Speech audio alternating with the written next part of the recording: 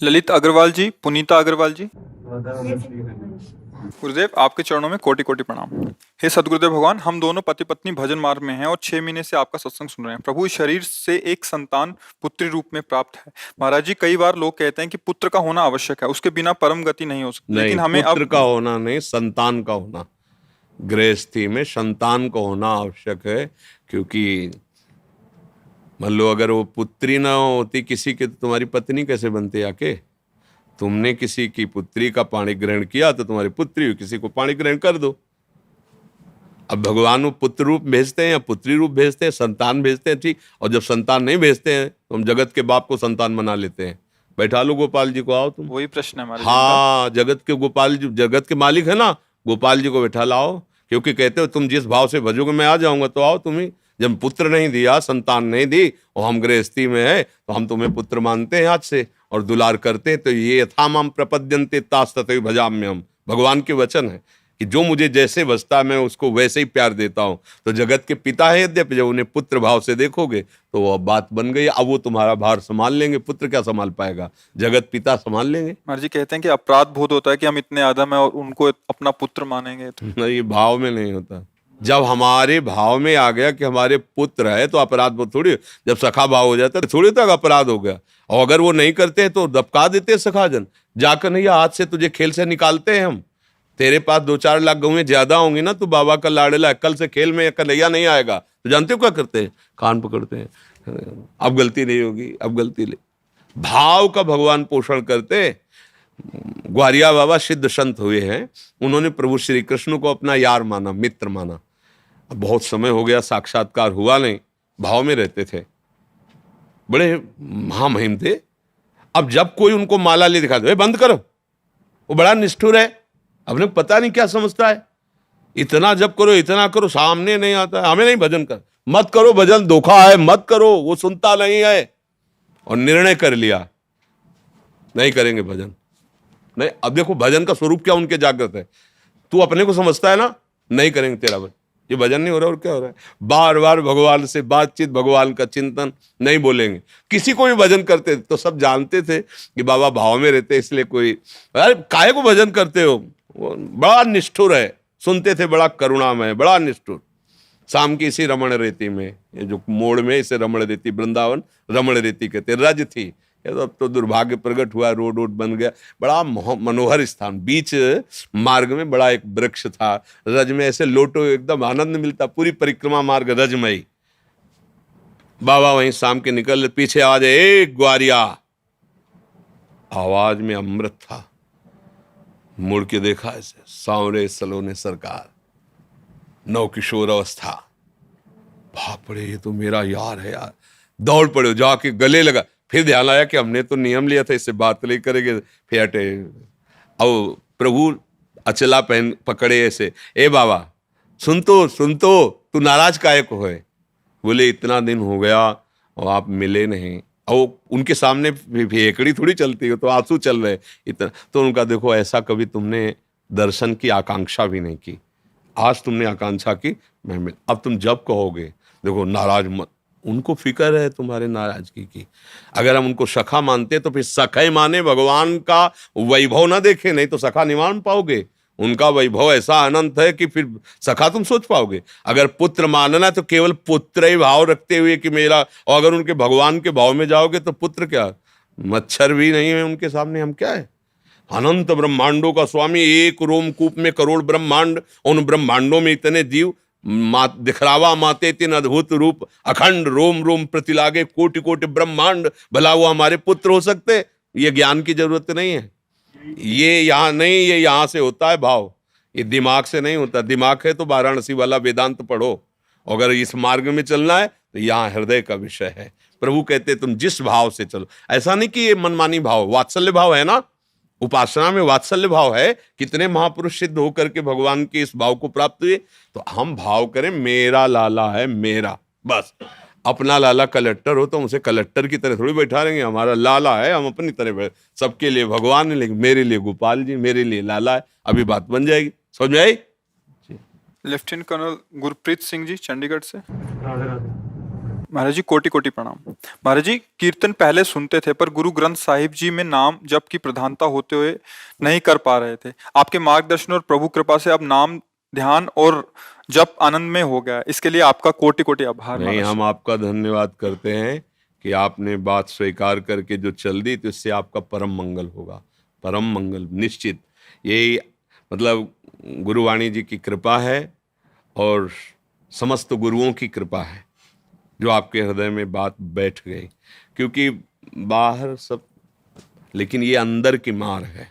जब आप अंदर नाम का ध्यान करते हुए जब करते तो सब विषय वासनाओं को भस्म कर देता है, मन को अधीन कर लेता है, इंद्रियों को पवित्र कर देता है, तभी भगवत साक्षात्कार होता है।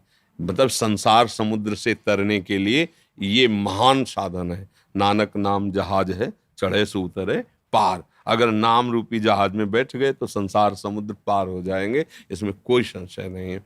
बहुत धन्यवाद जो आप बात माने।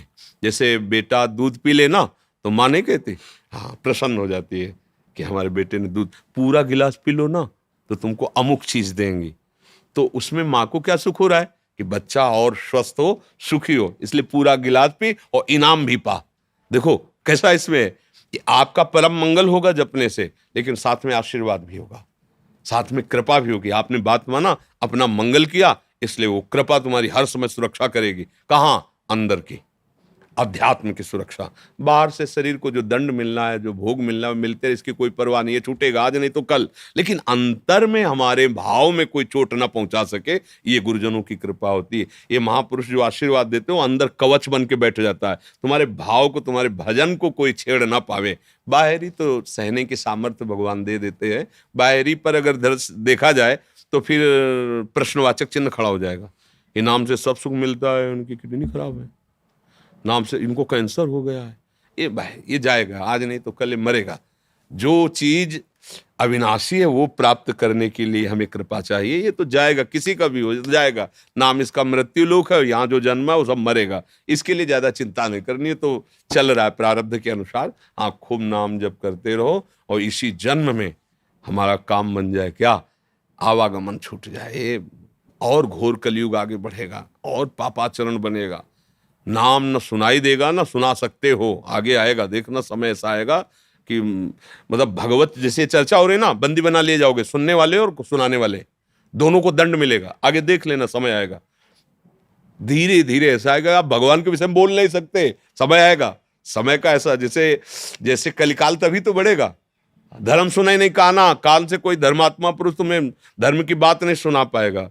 अभी समय निकल चलते हैं, हाँ अभी थोड़ी अनुकूलता है, भजन करके भगवान को प्राप्त कर ले। फ्रैंक यूएसए से, how to feel and be at peace within yourself. अपने अंदर शांति का अनुभव कैसे करें, specially after experience much hurt and still hurting from it. मतलब जबकि अंदर बहुत दुख हो। हमको तो अंग्रेजी आती नहीं भैया, तो हिंदी तो समझते हो ना, समझ जाओगे। नहीं तो अंग्रेजी वाले को बुलाए, भाई वो अंग्रेजी से बताए, हम तो हिंदी, हमें तो अंग्रेजी आती नहीं है। कक्षा 9 पढ़े तो अगर हमारी बात समझो तो समझो। शांति कहीं बाहर से नहीं आती है, स्वरूप ही आपका शांत है। देह ये बाहरी है, इंद्रियां ये अलग है, मन एक अलग वस्तु है। जो आपका स्वरूप है वो निर्विकार सच्चिदानंद में है। उसको भूल करके, शरीर को मैं मान करके, भोगों में सुख और शांति खोजने वाला कभी सुख और शांति को न प्राप्त कर पाया है, न प्राप्त कर रहा है और न प्राप्त कर पाएगा कोई भी। एक उदाहरण हमें दीजिएगा।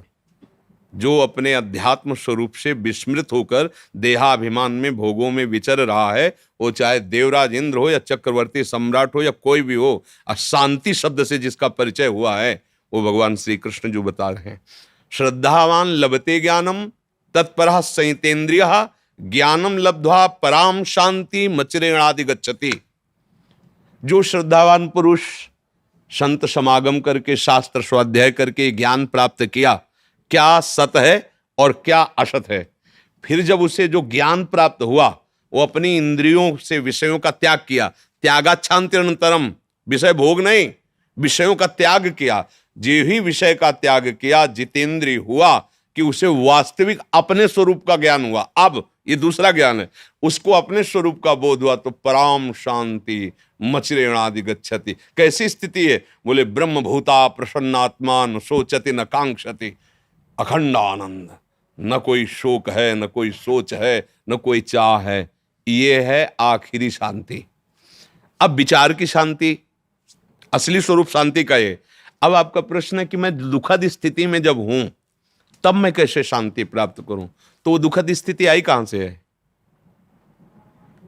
आप हमें इसका उत्तर दे सकते हैं? महाराज जी, किसी ने इनको दुख पहुंचाया हो और वो बार बार दुख पहुंचाई जा रहा है, फिर उस कंडीशन में मतलब अपने आप को शांति प्रदान करना चाह रहे हैं अब कि क्या बताएं, जब तक अध्यात्म ज्ञान नहीं तो उत्तर देने में ये लगता है पता नहीं समझ पाए कि ना समझ पाए। बाहर से हमें कोई दुखी नहीं कर सकता। हमारी खेती है, हम जो बोते हैं वही हमें काटना होता है। पीछे हमने जो बोया वही हमें सामने को काटने को मिल रहा है। आप सब हमारे सामने बैठे हैं, आप मित्र हैं, आप शत्रु हैं, क्या हैं आप हमारे? आप विचार करके देखिए। आप हमारे प्रभु हैं हमारी भावना में, तो आप हमारे लिए प्रभु ही भाव से दिखाई दे रहे हैं। बिल्कुल आनंद है आपके दर्शन से, और ऐसा लग रहा है क्या अपने प्रभु को दे दूं जिससे सुखी हो जाए, क्या बोल दूं जिससे सुखी हो जाए। अब हम बाहर निकले, कोई गाली दे, अब हमारा क्या भाव होगा कहीं अहंकार होगा, अहंकार होगा। मेरे मालिक के स्वरूप में आकर मेरे अहंकार, विचार के द्वारा तत्काल दुख का नाश किया जा सकता है। और इस सृष्टि में कोई दुख हमें दे नहीं सकता। दुख का कारण केवल अज्ञान है, केवल अविद्या है। वो अब पता, अविद्या समझते हो? अब इसीलिए सब कुछ आ रहा है कि कैसे समझाओ, मतलब अब चूंकि हमको सांसारिक शब्दों, सांसारिक भावों का कैसे, अब आपने बिल्कुल अध्यात्म अछूता छोड़ा है, तो जहां प्रश्न कर रहे हो वहां केवल अध्यात्म ही है। तो इसलिए, पर विचार करो, तुम्हें दुख क्यों हो रहा है? तुम्हें भी दुख क्यों हो रहा है? तुम्हारी मानी हुई मान्यता ही तो है ना। तुम किसी से अपने अनुकूल चाहते हो, इसलिए तुम्हें दुख हो रहा है। बिल्कुल सरल उतर के कह रहे हैं, समझ पा रहे हैं? अनुकूल का मतलब समझते हैं? तो राधे राधे समझ लो। तो फिर अब हमको अंग्रेजी पढ़ना आता नहीं, इसलिए अब तुम्हें कैसे समझावे। अब राधा राधा तुम जपो हमारी बात मान के, तुम्हें कुछ नहीं समझना पड़ेगा, सब ठीक हो जाए। क्या राधा राधा राधा बोलो, राधा राधा। ये दवाई हम दे रहे हैं आपको, पक्की बात मान लेना। अगर राधा राधा जपोगे कोई प्रश्न नहीं करना पड़ेगा, आप देख लेना यहाँ कुछ होने लगेगा। जहां जलन आएगी वहां एक ऐसी बर्फ जैसी सिल्ली प्रकट हो जाएगी और तुम्हें शांति प्रदान करने लगेगी। सारा ज्ञान तुम्हारे अंदर आ सकता है यदि राधा राधा राधा, अगर आप राधा नाम को जपने लगो, फिर आप देखना कभी मिलना, फिर हमें बताना कैसा लगता है। पर धोखेबाजी नहीं, जपना। आप इसको जप के देखो। अब कैसे हम आपको समझाएं, जब उन शब्दों का ही ज्ञान नहीं आपको अध्यात्म के, तो हम कैसे उसे समझाएं? बस सबकी समझ यही है, कोई समझे या ना समझे, सबसे हमारी समझ वाली ठाकुर नंद किशोर हमारे ठकुराइन ब्रजबान लली, यह समझ में आ गई ना तो सब समझ में आ गई। ब्रह्मा की भी जो ज्ञान वृत्ति वो तुम्हारे अंदर जागृत हो जाए यदि प्रभु का आश्रय लेकर राधा राधा राधा राधा राधा राधा, इसी से आनंद, सब शांति मिल जाएगी। मान लेना मेरी बात पर, बातें नहीं मानते कोई। अभी अगर सेव दे कह दे खा लेना, तुम्हें शांति मिल जाएगी, बड़ी श्रद्धा से खा लेंगे। और अगर कह दे राधा राधा जपो, परम शांति मिल जाएगी, विश्वास नहीं होगा, क्या होगा? आजकल हम भौतिक में इतना विश्वास करने लगे कि अध्यात्म का महत्व ही भूल गए हैं। और भौतिक से कभी शांति किसी को नहीं मिलती, भौतिकता में किसी को शांति नहीं मिलती। जब कभी किसी को शांति की खोज हुई है तो अध्यात्म में ही आया है। जैसे आप ना जानते हुए भी आए हो अध्यात्म की इस शरण में शांति के चाह के लिए। शांति की जब खोज हुई है तो अध्यात्म में मिली है, और जब अशांति प्रकट होगी तो उसमें भौतिकता होगी। आप जांच करके देख लेना। इसलिए अगर राधा राधा रटोगे तो सब समझ में आ जाएगा। अंग्रेजी शब्द हमें एक याद है, थैंक यू, क्योंकि आपने शांति के विषय में प्रश्न किया ना, तो इसलिए अच्छा लगा। अगर हमारे नवयुवक भाई थोड़ा शांति की तरफ चलने लगे तो जीवन कृतार्थ हो जाए। कोई नशा तो नहीं करते हो? हाँ बढ़िया, तभी शांति की खोज है। बस आप हिंदी के कुछ जैसे गीता वाटिका से आस्तिकता की आधारशिलाएं, सत्संग के बिखरे मोती, ऐसे कुछ छोटी छोटी ग्रंथ है, उनको ले लो, आप पढ़ना सीखो तो अध्यात्म का परिचय मिलेगा ना। फिर आपको सत्संग करने में आनंद आने लगेगा। एक जरूर ले लेना, आस्तिकता की आधारशिलाएं, रचयिता पूज्य राधा बाबा, और सत्संग के बिखरे मोती, ये भाई जी से हनुमान प्रसाद पोद्दार जी, गीता वाटिका, ये 2 ले लेना। याद आया क्या? 2 किताब लेनी है। कौन सी? अब आप जाओगे वहां, कहोगे 2 किताब दे दीजिए तो कहेंगे कौन सी? वही 2 दे दीजिए जो है। हमारी हम बता देंगे। आप लिख के इनको बता जी, जी। देना। सनोज कुमार जी बिहार से। गुरुदेव आपके चरणों में कोटि कोटि प्रणाम। गुरुवर, मैं जानना चाहता हूं कि मृत्यु सबकी लिखी हुई है, तो भगवान श्री कृष्ण ने गीता जी के 8वें अध्याय में कहा है कि शुक्ल पक्ष में गया हुआ व्यक्ति दोबारा नहीं जन्म लेगा। नहीं, कृष्ण ऐसी पक्ष वो केवल उत्तरायण, दक्षिणायन, कृष्ण पक्ष, शुक्ल पक्ष, इन विधानों का वर्णन किया गया है कि जो योगी, वो सबके लिए थोड़ी है कि तुम पापाचरण करो, शुक्ल पक्ष में मरो, उत्तरायण में मरो तो भगवत प्राप्त हो जाओगे, सीधे नरक जाओगे। उसमें उत्तरायण और शुक्ल पक्ष कुछ नहीं करेगा। समझ रहे हो हमारी बात? वहां कहा जा रहा है कि यदि योगी जो चित्त वृत्ति को निरोध करके संसार से प्रभु में लगाता है, फिर अगर ऐसे ऐसे संयोग होते तो ब्रह्मलोक को जाता है, वो ऐसी ऐसी गति को प्राप्त होता है। अगर कोई भजनानंदी कृष्ण पक्ष में मरे, कुदिन में मरे, जिसका कोई महत्व नहीं तिथि के, ऐसी कुतिथि में मरे, तो जानते हो कहा जाएगा? वो सीधे भगवान के आ जाएगा। और खूब पाप करता रहा है, एकादशी को मरे और उत्तरायण में मरे और शुक्ल पक्ष में मरे, तो भगवत प्राप्ति हो जाएगी क्या? नहीं होगी। भगवान वहां विधि का, विधान का, जो सद्यो मार्ग मुक्ति का है, उसका क्रम वर्णन कर रहे हैं। ऐसा थोड़ी कि कोई भी पापी आदमी उत्तरायण में मर जाएगा तो भगवत प्राप्त हो जाएगा। अभी उसकी तुमने व्याख्या समझ ही नहीं है। महाराज जी, योगी बोलते हैं कि योगी जब सही समय नहीं आता है तब तक वो अपने आप को रुके हुए रहता है। ये केवल भीष्म पितामह के लिए है, सबके लिए थोड़ी है। इच्छा मृत्यु का वरदान तो केवल भीष्म जी को उनके पिता ने दिया था, जिन्होंने आजीवन के लिए अपने सुख का त्याग पिता के लिए किया कि मैं ब्याह नहीं करूंगा। फिर उन्होंने कहा जब ब्याह नहीं आप करोगे तो सिंहासन का अधिकारी जो फिर शायद कभी, तो बोले आजीवन ब्रह्मचारी रहेंगे। आप शंका मत करो, आजीवन ब्रह्मचर्य रहेंगे, कभी ब्याह नहीं करेंगे और सिंहासन के अधीन रहेंगे। तो ये बात सुनकर उनके पिता ने, शांतनु जी ने कहा कि तुम्हें मैं ये वरदान देता हूं, इच्छा मृत्यु जब तुम चाहोगे तब तुम्हारा शरीर पूरा होगा। भगवत भजन करने वाले के लिए हर तिथि, हर समय परम धाम के लिए है। कबीर दास जी ने एक वचन में कहा था कि यदि काशी में मरने से मुक्ति होती तो जीवन भर राम राम जो रटा भगवान नाम जपा, उसका महत्व क्या? मैं ऐसी जगह शरीर छोड़ूंगा, फिर देखूं मुझे परम धाम जाते हैं कि नहीं जाते। हमारे पास नाम है, हमारे पास भजन। भजनहीन जीवन से कभी किसी का कल्याण नहीं हो सकता, चाहे जिस तिथि को शरीर छोड़े, चाहे जैसी भावना में रहे। भजन भजन वारी मथे घृत होए बरु सिकताते बरु तेल, बिनु हरि भजन न भवतरी या सिद्धांत पेल। गोस्वामी जी कह रहे, समझ पा रहे हो? हाँ, जैसे कि पहले हम नाम जप करते थे, हरे कृष्णा हरे कृष्णा हरे कृष्णा कृष्णा हरे हरे राम राम राम हरे, और ओम नमो भगवते वासुदेवाय एक मतलब सुबह करते थे। ये अपने आप से करते थे जी। सीताराम रोज लिखते हैं महाराज जी, राम राम क्या सीताराम रोज, वो भी लिखते हैं। तो कह रहे हैं कि अभी आपकी क्या आगे क्या करना है? हाँ, क्या आप गुरु ब्रह्म किए महाराज जी? हाँ, इन सब का फल होगा। अगर हम इस उपासना में आते हैं जहाँ हम बैठे हैं, तो यहाँ फिर आज्ञा का केवल पालन किया जाता है। मन के द्वारा माने हुए जो भी उपासना थी उसका फल ये मिल गया। अब इसमें केवल गुरु आज्ञा पे चला जाता है, जो उपासना पद्धति उसके अनुसार चला जाता है। जैसे चल रहे हो वैसे चलते रहो, सत्संग सुनते रहो, जो अच्छा लगे स्वीकार करते रहो। लेकिन गुरु बना करके फिर मनमानी आचरण ना तो सांसारिक कर सकते हो ना भागवतिक कर सकते हो। इसीलिए जल्दी गुरु नहीं बनाना चाहिए।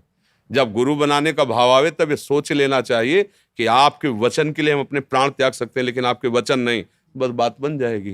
गुरु का मतलब होता है अब जो ही कहें करें हम सोई, इसलिए चले। आपने खुद कहा अभी तक जो मन कहता रहा वो मैं करता रहा। अब जो गुरु कहेंगे, अब मनमानी नहीं चलेगी, अब गुरुवाणी चलेगी। तो फिर हाँ, तो अभी तो हम तो सबको कहते हैं राधा राधा रटो, राधा वल्लभ श्री हरिवन जपो और सत्संग सुनो। और जब फिर आगे संस्कार श्री जी करवा देंगे शरणागति का, तो अपने आप आपको पता चल जाएगा मंत्र उपासना पद्धति। इसी की माला करो, राधा वल्लभ श्री हरिवंश राधा वल्लभ। रजनी जी सहारनपुर से। राधे राधे महाराज जी। महाराज जी कोटि कोटि प्रणाम। महाराज जी, हमने अपने घर के मंदिर में अपने माता पिता जी की छवि विराजमान करी हुई है जो श्री जी के चरणों में चले गए हैं। कुछ लोग कहते हैं कि पितरों की छवि ठाकुर जी के साथ नहीं रखनी चाहिए, कृपया मार्गदर्शन करें।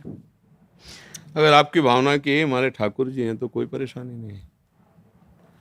ठाकुर जी का रूप कैसा आपने मान लिया जैसा, सृष्टि कैसी आप जैसी देखो वैसी, समझ रहे ना भाई। एक पत्थर के टुकड़े में क्या है, कोई रूप है, कोई आकृति है, कोई उसमें।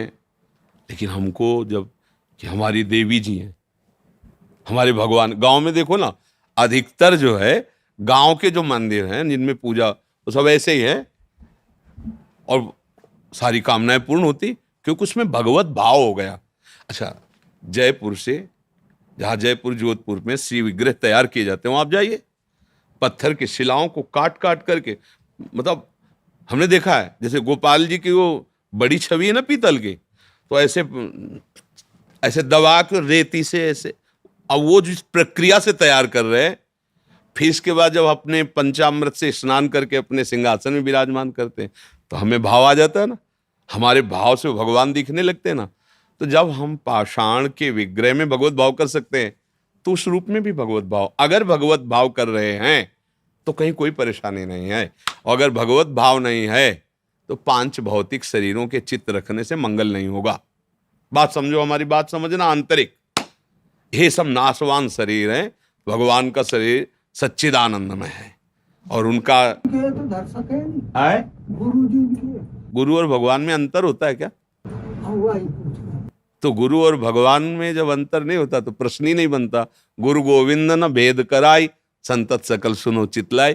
हम गुरु भगवान कहते हैं ना कि हमारे गुरुदेव भगवान से भी कहा है, मोते ही अधिक गुरु ही जी जानी, जाने संत अनंत समाना। तो गुरु और भगवान कहने को केवल दो है, वो तो एक ही। अगर हम किसी पांच भौतिक शरीर में केवल यही भाव रखते हैं कि ये हमारे माता पिता ही केवल हैं, तो भगवान के सिंहासन में ना रखो, कमरे में लगा लो, देखते रहो। और अगर ये है कि ये मंदिर है माता पिता का जो रूप, इसके अंदर भगवान बैठे हुए, तो वहीं भगवान का साक्षात्कार हो जाएगा। अलग से फोटो भगवान की विराजमान करो या ना करो, हमारी बात समझना। केवल अपने माता पिता की छवि लगाई और मेरे भगवान है, रोज सेवा करो, आपको भगवत प्राप्ति हो जाएगी। क्योंकि आप किसकी सेवा कर रहे हो? भगवान। तो असली माता पिता वही है ना। और अगर भगवान से हटकर भाव है तो फिर भगवान की विराजमान करो, उनको कमरे में विराजमान कर दो दर्शन करने के लिए कि भाई ये माता है, पिता है, चाचा है, ताऊ है, परिवार, वो बात अलग हो गई। और अगर सिंहासन में तो चाचा ताऊ नहीं बैठे हैं, मेरे भगवान बैठे, मम्मी के रूप में, पापा के रूप में, वही थे वही बैठे, हो गया काम। बस उनको जोड़ो, उनमें थे, उनमें है, उनमें रहेंगे। भाव करना है, भाव कर लिया तो पाषाण से भगवान प्रकट हो गए, खंबे से भगवान प्रकट हो गए, कुत्ते से भगवान प्रकट हो गए, भूत से भगवान प्रकट हो गए। तो माता पिता के चित्र से काहे नहीं प्रकट हो जाएंगे? काहो सो कहा जहां प्रभु नहीं वहां है, प्रकट हो जाए। पर बात समझना, हमारी आंतरिक बात समझ पाए। किसका प्रश्न था, आप समझ पाए? बस ठीक। महाराज जी, आप दिल्ली में पूर्व नेता हैं और एक एकता मिशन है उसके अध्यक्ष हैं महाराज जी।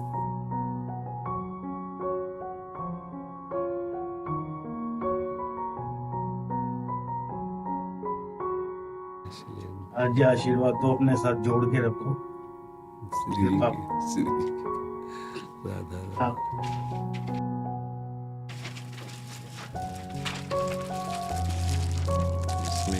महाराज जी, हमारी संस्था है एकता मिशन, इसका मैं अध्यक्ष हूँ और ये पिछले 20 साल से हम चला रहे हैं।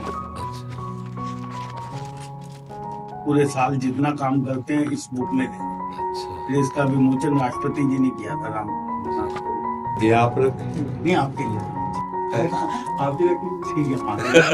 आशीर्वाद मिल गया, ये हम संभाल के रख लेंगे। ये हम संभाल के रखेंगे।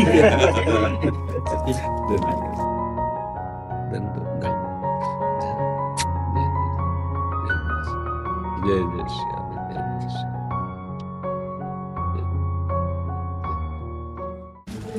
प्रसादी महाराज जी तो आकर इसको। अच्छा, आओ बड़े जी, हम बहुत सुंदर हैं। बहुत सुंदर स्वरूप लाए। महाराज जी, 2 ही आंखें केवल, एक राधा जी की, बहुत सुंदर। दो चकोर, दो चंद्रमा, दो अली पंकज, हमारे लीला है। जी महाराज जी, आप शुरू कर दें।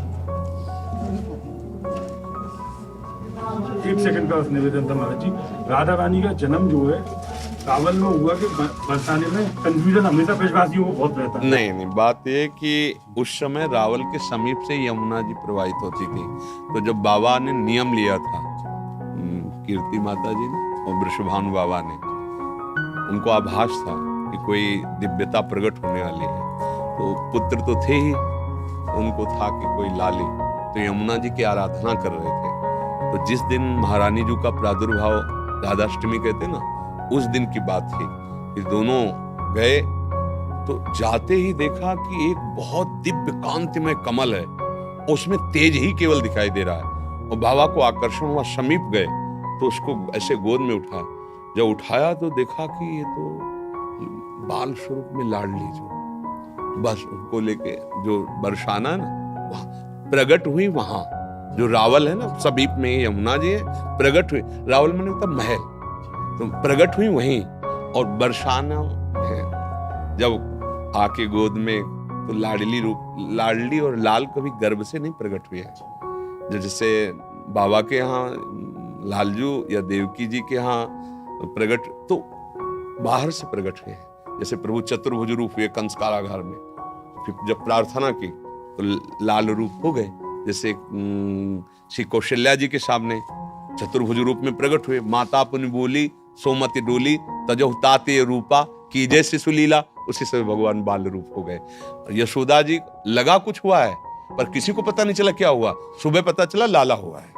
और दोनों लाला, एक जो निकुंज से आए हुए लालजू, और एक जो वैभव स्वरूप सर्वरक्षक हरि विष्णु रूप, वो यहाँ आए। और वही यहाँ से जब बाहर गए तो चतुर्भुज रूप धारण कर लिए। वही हमारे नंद नंदन अब भी यही है, जुगल श्री श्यामा श्याम, समझ रहे।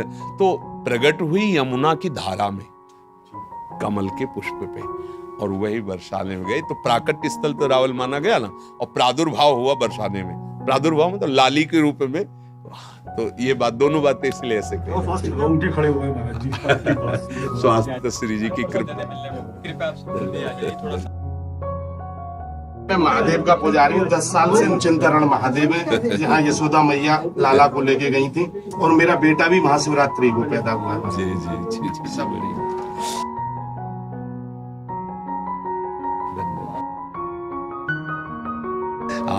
आप सब कृपा कर रहे हैं, इसीलिए हम आपके बोलने लायक हैं, नहीं तो